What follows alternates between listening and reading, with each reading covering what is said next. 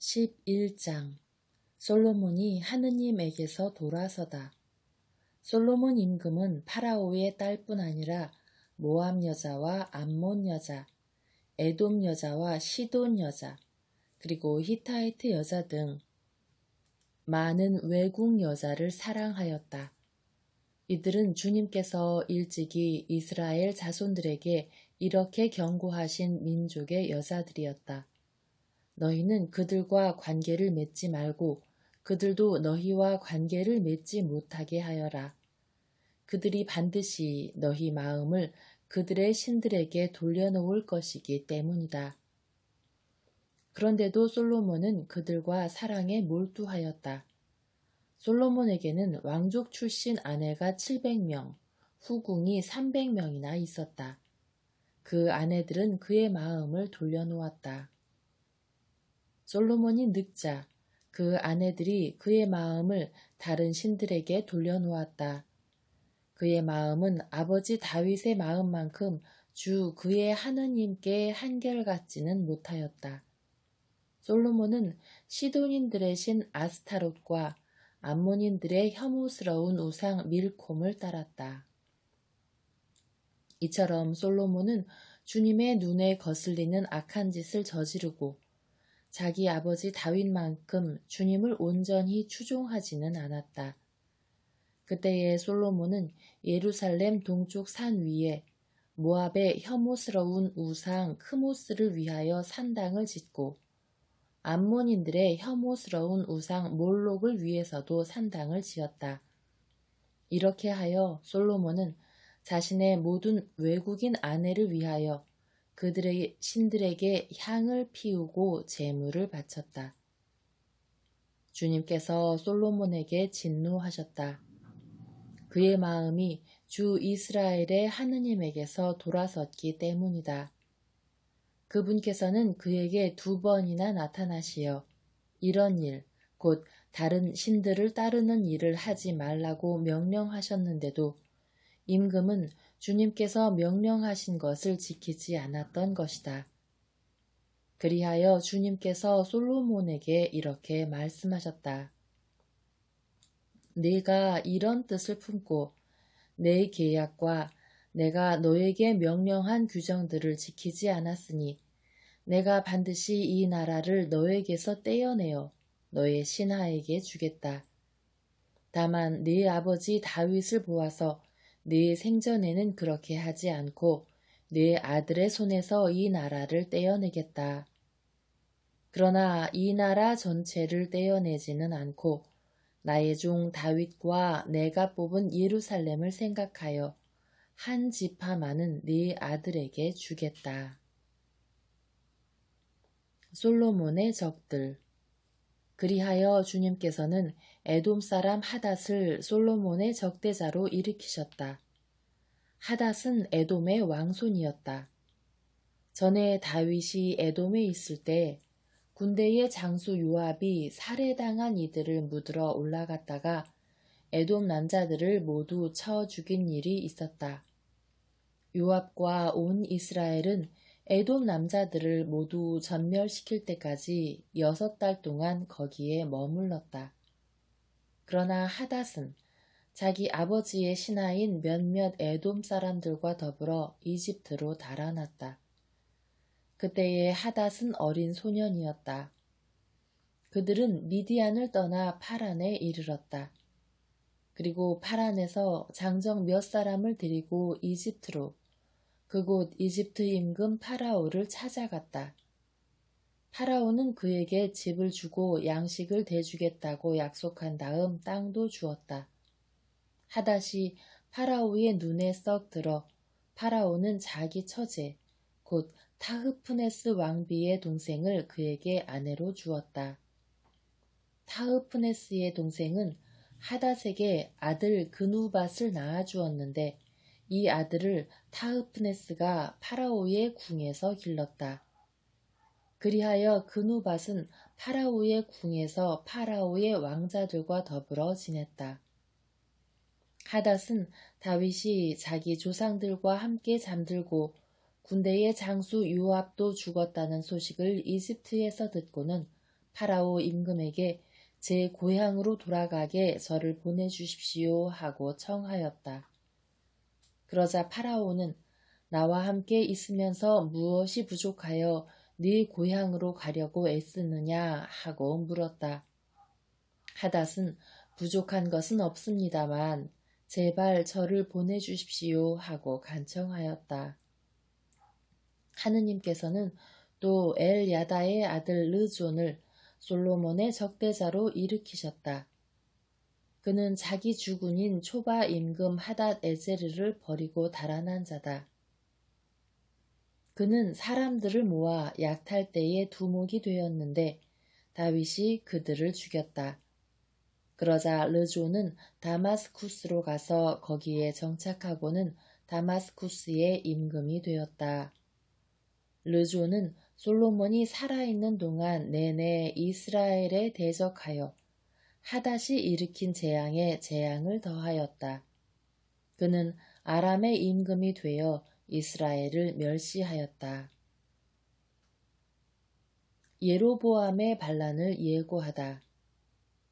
느반의 아들 예로보암은 츠레다 출신 에프라임 사람이었고 그의 어머니 이름은 츠루아인데 과부였다.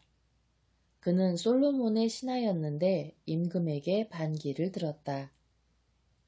그가 임금에게 반기를 든 사정은 이러하다. 솔로몬이 밀로궁을 세우고 자기 아버지 다윗의 성에 갈라진 틈을 막을 때였다. 예로보암이라는 사람은 힘센 용사였다. 솔로몬은 그 젊은이가 일하는 것을 보고 그를 요셉 집안의 모든 강제노동의 감독으로 임명하였다. 그때에 예로보암이 예루살렘에서 나가다가 실로 사람 아히야 예언자를 길에서 만났다. 그 예언자는 새 옷을 입고 있었다. 들에는 그들 둘뿐이었는데 아히야는 자기가 입고 있던 새 옷을 움켜쥐고 12조각으로 찢으면서 예로보암에게 이렇게 말하였다. 이 10조각을 그대가 가지시오. 주 이스라엘의 하느님께서 이렇게 말씀하셨소. 이제 내가 솔로몬의 손에서 이 나라를 찢어내어 너에게 10지파를 주겠다. 그러나 한 지파만은 나의 종 다윗을 생각하여 그리고 이스라엘의 모든 지파에서 내가 뽑은 예루살렘 도성을 생각하여 그에게 남겨두겠다. 이는 그가 나를 버리고 시돈의 신 아스타롯과 모압의 신 크모스, 암몬 자손들의 신 밀콤을 예배하였기 때문이다. 그는 자기 아버지 다윗과는 달리 나의 길을 걷지 않고 내 눈에 드는 옳은 일을 하지도 않았으며 나의 규정과 법규를 지키지도 않았다. 그러나 내가 뽑은 나의 종 다윗, 나의 계명과 규정을 지킨 그를 생각하여 솔로몬이 살아있는 동안에는 이 나라 전체를 그의 손에서 빼앗지 않고 그를 계속 통치자로 앉혀두겠다. 그렇지만 그의 아들 손에서 이 나라를 빼앗아 10지파는 너에게 주고 한 지파는 그의 아들에게 주겠다. 그리하여 나의 종 다윗에게 준 등불이 내 앞에서 내 이름을 두려고 뽑은 도성 예루살렘에서 언제나 타오르게 하겠다. 내가 너를 데려다가 네가 원하는 모든 지역을 다스리게 하리니 너는 이제 이스라엘의 임금이 될 것이다. 내가 만일 나의 종 다윗이 한 것처럼 내가 명령하는 바를 모두 귀담아 듣고 나의 길을 걸으며 내 눈에 드는 옳은 일을 하고 내 규정과 계명을 지키면 내가 너와 함께 있겠다. 또한 내가 다윗에게 세워준 것처럼 너에게도 굳건한 집안을 세워주고 이스라엘을 너에게 주겠다. 이렇게 나는 다윗의 자손들을 벌하겠다. 그러나 언제까지나 그렇게 하지는 않을 것이다. 그러자 솔로몬은 예로보암을 죽이려고 하였다. 예로보암은 일어나 이집트로 달아나서 이집트 임금 시삭에게 갔다. 그리고 그는 솔로몬이 죽을 때까지 이집트에 머물렀다. 솔로몬이 죽다. 솔로몬의 나머지 행적과 그가 한 모든 일과 그의 지혜에 관한 것은 솔로몬의 실록에 쓰여 있지 않은가. 솔로몬이 예루살렘에서 온 이스라엘을 다스린 기간은 40해이다. 솔로몬은 조상들과 함께 잠들어 자기 아버지 다윗의 성에 묻히고 그의 아들 르하브암이 그 뒤를 이어 임금이 되었다.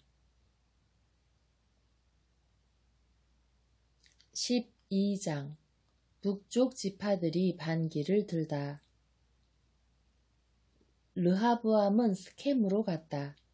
온 이스라엘이 스켐에 모여 그를 임금으로 세우고자 하였기 때문이다.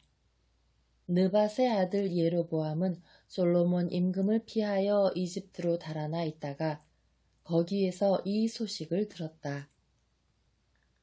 그래서 예로보암은 이집트에서 돌아왔다. 사람들이 심부름꾼을 보내어 그를 불러내니 예로보암은 온 이스라엘 회중과 함께 르하브암에게 가서 말하였다. 임금님의 아버지께서는 우리의 멍에를 힘겹게 하셨습니다. 이제 임금님의 아버지께서 지으신 힘겨운 일과 무거운 멍에를 가볍게 해 주십시오. 그러면 우리가 임금님을 섬기겠습니다.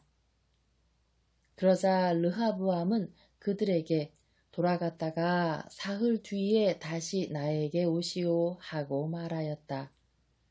이 말에 백성은 돌아갔다.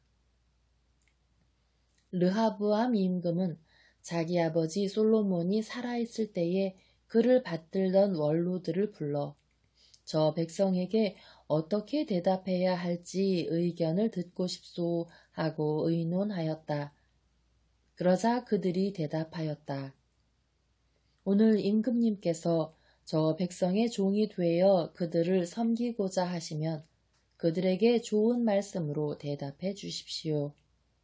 저 백성이 언제나 임금님의 종이 될 것입니다. 그러나 임금은 원로들이 내놓은 의견을 버리고 그 대신 자기와 함께 자란 젊은이들로서 자기를 받드는 자들과 의논하면서 그들에게 물었다. 나에게 임금님의 아버지께서 우리에게 메우신 멍에를 가볍게 해 주십시오 하고 청하는 저 백성에게 우리가 어떻게 대답해야 할지 그대들의 의견을 듣고 싶소. 그러자 임금과 함께 자란 젊은이들이 이렇게 대답하였다. 임금님의 아버지께서 메우신 멍에가 무거우니 그것을 가볍게 해 주십시오 하고 청하는 저 백성에게 임금님께서는 이렇게 대답하십시오. 이런 식으로 말입니다. 내 새끼손가락이 내 아버지의 허리보다 굵소. 내 아버지께서 그대들에게 무거운 멍에를 메우셨는데 나는 그대들의 멍에를 더 무겁게 하겠소. 내 아버지께서는 그대들을 가죽 채찍으로 징벌하셨지만 나는 갈고리 채찍으로 할 것이요. 임금이 사흘 뒤에 다시 오라고 이른 대로 예로보암은 온 백성과 함께 사흘째 되는 날에 르하브암에게 갔다. 임금은 원로들이 내놓은 의견을 버리고 백성에게 거칠게 대답하였다. 그는 젊은이들의 의견대로 백성에게 말하였다. 내 아버지께서 그대들의 멍에를 무겁게 하셨는데 나는 그대들의 멍에를 더 무겁게 하겠소. 내 아버지께서는 그대들을 가죽 채찍으로 징벌하셨지만 나는 갈고리 채찍으로 할 것이요. 임금이 이처럼 백성의 말을 들어주지 않은 것은 주님께서 이를 그렇게 돌리셨기 때문이다. 주님께서는 실로 사람 아히야를 통하여 느밧의 아들 예로보암에게 하신 말씀을 이루시려고 이를 그렇게 하신 것이다. 온 이스라엘은 임금이 자기들의 말을 들어주지 않은 것을 보고 임금에게 대답하였다. 우리가 다윗에게서 얻을 몫이 무엇이냐? 이사이의 아들에게서 받을 상속재산이 없다. 이스라엘아, 네 천막으로 돌아가거라. 다윗아, 이제 네 집안이나 돌보아라. 그러고 나서 이스라엘은 자기 천막으로 돌아갔다. 그러나 유다의 성읍들에 살고 있는 이스라엘 자손들은 르하브암이 다스리게 되었다.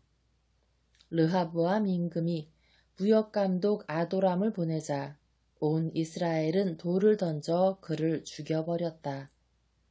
그러자 르하브암 임금은 서둘러 병거에 올라타고 예루살렘으로 도망쳤다. 이렇게 이스라엘은 다윗 집안에 반역하여 오늘에 이르렀다. 남과 북이 갈라지다. 온 이스라엘은 예로보암이 돌아왔다는 소식을 듣고 사람을 보내어 그를 집회에 불러서 온 이스라엘의 임금으로 세웠다. 유다 지파 말고는 아무도 다윗 집안을 따르지 않았다. 르하브암은 예루살렘으로 돌아와 온 유다 집안과 베냐민 지파의 동원령을 내려 정병 18만을 모았다.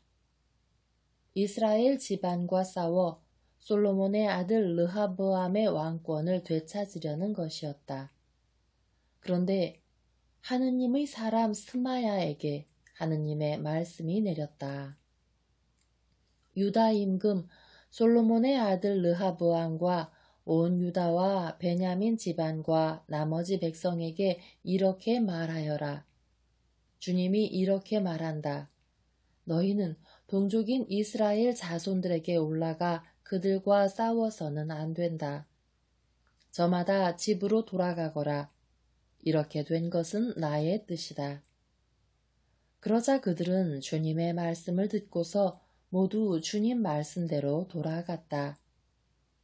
예로보암은 에프라임 산악 지방에 스켐을 세우고 거기에서 살다가 그곳에서 나와 푸누엘을 세웠다. 예로보암은 마음속으로 이런 생각을 하였다. 어쩌면 나라가 다윗 집안으로 돌아갈지도 모른다. 이 백성이 예루살렘에 있는 주님의 집에 희생 제물을 바치러 올라갔다가 자기들의 주군인 유다 임금 르하브암에게 마음이 돌아가면 나를 죽이고 유다 임금 르하브암에게 돌아갈 것이다. 그래서 임금은 국리 끝에 금송아지 둘을 만들었다. 그리고 백성에게 이렇게 말하였다. 예루살렘에 올라가는 일은 이만하면 충분합니다. 이스라엘이여, 여러분을 이집트 땅에서 데리고 올라오신 여러분의 하느님께서 여기에 계십니다. 그러고 나서 금송아지 하나는 베텔에 놓고 다른 하나는 단에 두었다. 그런데 이 일이 죄가 되었다. 백성은 금송아지 앞에서 예배하러 베텔과 단까지 갔다. 임금은 또 산당들을 짓고 레위의 자손들이 아닌 일반 백성들 가운데에서 사제들을 임명하였다. 예로보암은 8째 달 15째 날을 유다에서 지내는 축제처럼 축제일로 정하고 제단 위에서 제물을 바쳤다. 이렇게 그는 베텔에서 자기가 만든 송아지들에게 제물을 바치고 자기가 만든 산당의 사제들을 베텔에 세웠다. 임금은 자기 마음대로 정한 달인 8째 달 15째 날이 되면 베텔에 세운 제단에 올라갔다. 그는 이스라엘 자손들이 지킬 축제일을 이렇게 정하고 그 제단에 분향하러 올라갔던 것이다.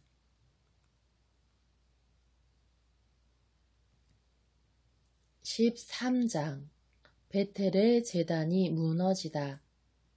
예로보암이 제단 옆에 서서 분향하려고 하는데 마침 하느님의 사람이 주님의 말씀에 따라 유다에서 베텔로 왔다. 하느님의 사람이 제단에 대고 주님의 말씀에 따라 외쳤다. 제단아, 제단아, 주님께서 이렇게 말씀하신다. 다윗의 집안에 한 아들이 태어나리니 그 이름은 요시아이다. 그가 내 위에서 분향하는 산당의 사제들을 내 위에서 제물로 바치고 사람의 뼈를 내 위에서 태울 것이다. 바로 그날 그는 한 가지 표징을 제시하며 이렇게 말하였다. 이는 주님께서 말씀하신 표징입니다. 이 제단이 산산조각 나고 그 위에 있는 재가 쏟아질 것입니다. 예로보암 임금은 하느님의 사람이 베텔 제단에 대고 이렇게 외치는 말을 듣고 제단에서 손을 뻗으며 그를 붙잡아라 하고 명령하였다. 그러자 그를 향해 뻗었던 손이 굳어 오므릴 수가 없게 되었다. 곧 이어서 주님의 말씀에 따라 하느님의 사람이 제시한 표징대로 제단이 산산조각나고 제단에서 재가 쏟아졌다. 그러자 임금은 하느님의 사람에게 주 그대의 하느님께 호의를 간청하고 내 손이 회복되도록 기도해 주시오 하고 말하였다. 하느님의 사람이 주님께 간청하자 임금의 손이 회복되어 전과 같이 되었다. 임금이 하느님의 사람에게 말하였다. 나와 함께 집으로 가서 피로를 푸시오. 내가 그대에게 선물도 드리리다. 그러자 하느님의 사람이 임금에게 대답하였다. 임금님 궁전의 절반을 저에게 주신다 하여도 임금님과 함께 가지 않겠습니다. 그리고 이곳에서는 빵도 먹지 않고 물도 마시지 않겠습니다. 주님의 말씀에 따라 이런 명령이 저에게 내렸습니다. 빵도 먹지 말고 물도 마시지 마라. 그리고 온 길로 돌아가지도 마라. 그러고 나서 하느님의 사람은 그가 베텔에 왔던 길로 돌아가지 않고 다른 길로 갔다. 베텔의 늙은 예언자. 그 무렵에 한 늙은 예언자가 베텔에 살고 있었다. 그의 아들들이 와서 그날 하느님의 사람이 베텔에서 한 일을 모두 이야기해 주었다. 또한 그가 임금에게 한 말도 아버지에게 이야기해 주었다. 아버지가 그들에게 그가 어느 길로 갔느냐 하고 묻자 그의 아들들은 유다에서 온 하느님의 사람이 간 길을 보여주었다. 아버지는 아들들에게 나귀의 안장을 얹어라 하고 일렀다. 그들이 나귀의 안장을 얹으니 그가 나귀를 타고 하느님의 사람을 뒤쫓아가다가 향엽나무 밑에 앉아있는 그를 만났다. 늙은 예언자가 그에게 당신이 유다에서 온 하느님의 사람이요 하고 묻자 그는 그렇습니다 하고 대답하였다. 예언자가 하느님의 사람에게 함께 집으로 가서 음식을 드시지요 하고 권유하였다. 하느님의 사람이 말하였다. 나는 어르신과 함께 돌아갈 수가 없습니다. 또한 어르신의 집에 들어갈 수도 없고 이곳에서는 빵도 먹지 못하고 물도 마실 수 없습니다. 주님의 말씀에 따라 이런 명령이 저에게 내렸습니다. 여기에서는 빵도 먹지 말고 물도 마시지 마라. 그리고 온 길로 돌아가지도 마라. 그러자 예언자는 하느님의 사람에게 이렇게 말하였다. 나도 당신과 같은 예언자요. 한 천사가 주님의 말씀에 따라 그를 너의 집에 데려다가 빵을 먹게 하고 물을 마시게 하여라 하고 나에게 명령하였소. 그러나 그것은 거짓말이었다. 그리하여 하느님의 사람은 예언자와 함께 되돌아가서 그의 집에서 빵을 먹고 물을 마셨다. 그들이 식탁에 함께 앉아 있는데 하느님의 사람을 도로 데려온 예언자에게 주님의 말씀이 내렸다. 예언자는 유다에서 온 하느님의 사람에게 이렇게 선언하였다. 주님께서 이렇게 말씀하셨소. 너는 주님의 말을 어기고 주 너의 하느님이 너에게 내린 계명을 지키지 않았다. 너는 돌아와 빵도 먹지 말고 물도 마시지 말라고 한 곳에서 빵을 먹고 물을 마셨다. 그러므로 너희의 죽음은 네 조상들의 무덤에 묻히지 못할 것이다. 하느님의 사람이 빵을 먹고 물을 마시고 나자 예언자는 그가 타고 갈 나귀에 안장을 얹었다. 그 나귀는 그를 도로 데려온 예언자의 것이었다. 하느님의 사람은 그곳을 떠나가다가 길에서 사자를 만나 물려 죽었다.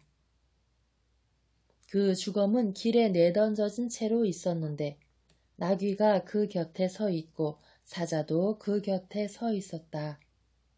지나가던 이들이 길에 내던져진 죽음과 그 죽음 곁에 서 있는 사자를 보고 늙은 예언자가 서는 성읍으로 들어가서 이 일을 전하였다. 그를 길에서 도로 데려왔던 예언자는 그 일을 전해 듣고 이렇게 말하였다. 그는 바로 주님의 말씀을 어긴 하느님의 사람이다. 주님께서 그를 사자에게 내어주시어 그에게 하신 말씀에 따라 사자가 그의 뼈를 부수어 죽이게 하셨구나. 그러고 나서 예언자가 아들들에게 나귀에 안장을 얹어라 하고 이르자 아들들이 안장을 얹었다. 그는 가서 길에 내던져진 주검과 그 주검 곁에 서 있는 나귀와 사자를 발견하였다. 그런데 사자는 주검을 먹거나 나귀의 뼈를 부수지 않았다. 예언자는 하느님의 사람의 주검을 들어 나귀에 얹고 그것을 옮겨왔다. 늙은 예언자는 성읍으로 들어와 곡을 한 뒤 그를 묻어주었다. 예언자가 그의 주검을 자기 무덤에 묻자 사람들이 아이고 내 형제여 하고 곡을 하였다. 그를 묻은 뒤에 예언자는 아들들에게 이렇게 말하였다. 내가 죽거든 이 하느님의 사람이 묻힌 무덤에 나를 묻어라. 그리고 그의 뼈 곁에 내 뼈를 놓아라. 그가 주님의 말씀에 따라 베텔에 있는 제단과 사마리아 성읍들에 있는 모든 산당을 두고 선언한 말이 반드시 이루어질 것이다. 이런 일이 있은 뒤에도 예로보암은 그의 악한 길에서 돌아서지 않고 또다시 일반 백성 가운데에서 산당의 사제들을 임명하였다. 그는 원하는 사람은 누구에게나 직무를 맡겨 산당의 사제가 될 수 있게 하였다. 예로보암 집안은 이런 일로 죄를 지어 마침내 멸망하여 땅에서 사라지게 되었다.